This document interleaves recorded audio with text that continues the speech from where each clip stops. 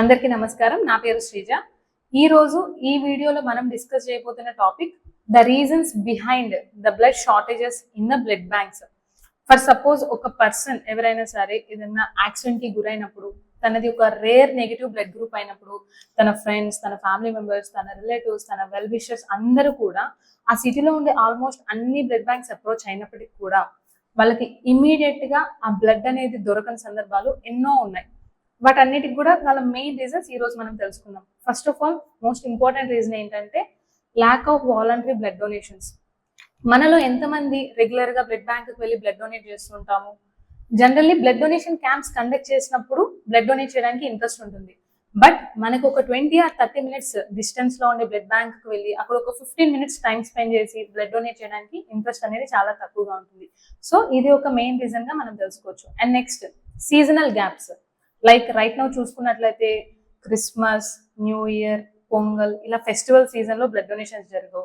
And next exam season. So automatic గా అందరూ కూడా ఆల్మోస్ట్ ఎగ్జామ్ ప్రిపరేషన్స్ లో బిజీగా ఉండి బ్లడ్ డొనేషన్స్ అనేవి జరగవు. తర్వాత చూసుకున్నట్లయితే summer season, blood donation camps కష్టమే, వాలంటరీ డొనేషన్స్ కూడా కష్టమే. ఆ తర్వాత కొంతకాలానికి వింటర్ సీజన్. వింటర్ సీజన్ లో బ్లడ్ కి చాలా హై డిమాండ్ ఉన్నప్పటికీ కూడా ప్రతి ఒక్కరం కూడా ఫిజికల్లీ వీక్ గా ఉండి ఫీవర్, కోల్డ్, కాఫ్ ఇలాంటి ఇష్యూస్ వల్ల బ్లడ్ డొనేషన్స్ అనేవి చాలా తక్కువగా జరుగుతాయి. అండ్ నెక్స్ట్ చూసుకున్నట్లయితే emergencies and natural disasters. Like unexpected గా ఏదైనా పెద్ద యాక్సిడెంట్స్ ఏమైనా జరిగినా లేదా హ్యూజ్ న్యాచురల్ డిజాస్టర్స్ జరిగినా కూడా బ్లడ్ బ్యాంక్ లో ఉండే బ్లడ్ కి డిమాండ్ ఆటోమేటిక్ గా పెరిగిపోతుంది. సో ఆటోమేటిక్ గా స్టాక్ అయిపోతుంది. అండ్ నెక్స్ట్ చూసుకున్నట్లయితే రిమోట్ ఏరియాస్ లో ప్రాపర్ గా యాక్సెసిబిలిటీ లేకపోవడం, లైక్ బ్లడ్ బ్యాంక్స్ లేకపోవడం, బ్లడ్ డొనేషన్ క్యాంప్స్ కూడా కండక్ట్ చేయకపోవడం.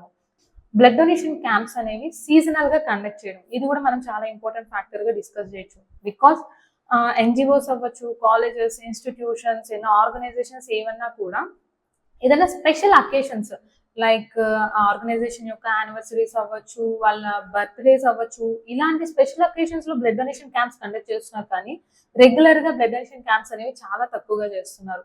And most important reason and చాలా బిగ్ ఛాలెంజింగ్ టాస్క్ కూడా బ్లడ్ బ్యాంక్స్ ఫేస్ చేసేది ఏంటంటే స్టోరేజ్ అండ్ ఎక్స్పైరీ ఇష్యూస్. ఒక క్యాంప్ ఒక మంత్ లో చాలా మంచిగా బ్లడ్ డొనేషన్ క్యాంప్స్ జరిగాయి, బ్లడ్ అనేది చాలా హ్యూజ్ గా స్టాక్ ఉన్నప్పటికీ కూడా దాని కాంపోనెంట్స్ ని బేస్ చేసుకుని ఎక్స్పైరీ డేట్ అనేది ఉంటుంది. సో అది ఇన్ టైంలో యూజ్ చేయలేకపోయినట్లయితే బ్లడ్ ఉన్నప్పటికీ కూడా అది యూసేజ్ కి పనికిరాదు. సో ఇవి రీజన్స్. అండ్ ఈ రీజన్స్ అన్నిటికి కూడా ఓవర్కమ్ చేసి ఈ ప్రాబ్లమ్ కి సొల్యూషన్ అనేది తీసుకురావాలంటే మనం కొన్ని జాగ్రత్తలు ఖచ్చితంగా పాటించాలి.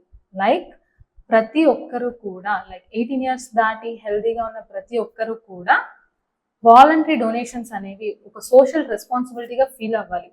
అట్లీస్ట్ ఇయర్లో వన్స్ అయినా సరే వాళ్ళ దగ్గరలో ఉండే బ్లడ్ బ్యాంకుకి వెళ్ళి బ్లడ్ డొనేషన్స్ చేస్తుండాలి. అండ్ బ్లడ్ డొనేషన్ క్యాంప్స్ అనేవి అకేషనల్ గా కాకుండా రెగ్యులర్ గా అట్లీస్ట్ 3 months ఒకసారి అయినా సరే వాళ్ళ ఏరియాలోని పబ్లిక్ కి బ్లడ్ డొనేషన్ మీద అవేర్నెస్ కల్పించి, లైక్ బ్లడ్ యొక్క షార్టేజ్ అవ్వచ్చు, బ్లడ్ డిమాండ్, బ్లడ్ నీడ్, వీటన్నిటి గురించి కూడా బేసిక్ అవేర్నెస్ కల్పిస్తూ బ్లడ్ డొనేషన్ క్యాంప్స్ అనేవి రెగ్యులర్ గా కండక్ట్ చేస్తుండాలి. And next mobile blood banks అనేవి ఎక్కువగా ఏర్పాటు చేయాలి. సో దట్ రూరల్ ఏరియాస్ లో ఉండే పీపుల్ కి కూడా బ్లడ్ డొనేషన్ క్యాంప్స్ చేయాలన్నా లేదా బ్లడ్ నీడ్ ఉన్నా కూడా యాక్సెసిబిలిటీ అనేది అందించగలగాలి. సో ఈ విధమైన జాగ్రత్తలు మనం పాటించినట్లయితే ఎప్పుడైనా రేపు మనకి నీడ్ ఉండి లేదా మన ఫ్యామిలీ మెంబర్స్ కి నీడ్ ఉన్నప్పుడు బ్లడ్ బ్యాంక్ కు వెళ్ళినప్పుడు బ్లడ్ అనేది స్టాక్ లేదు అనే ఆ పెయిన్ఫుల్ మూమెంట్, ఆ ఎమోషనల్ మూమెంట్ అనేది రాకుండా ఉంటుంది. Thank you.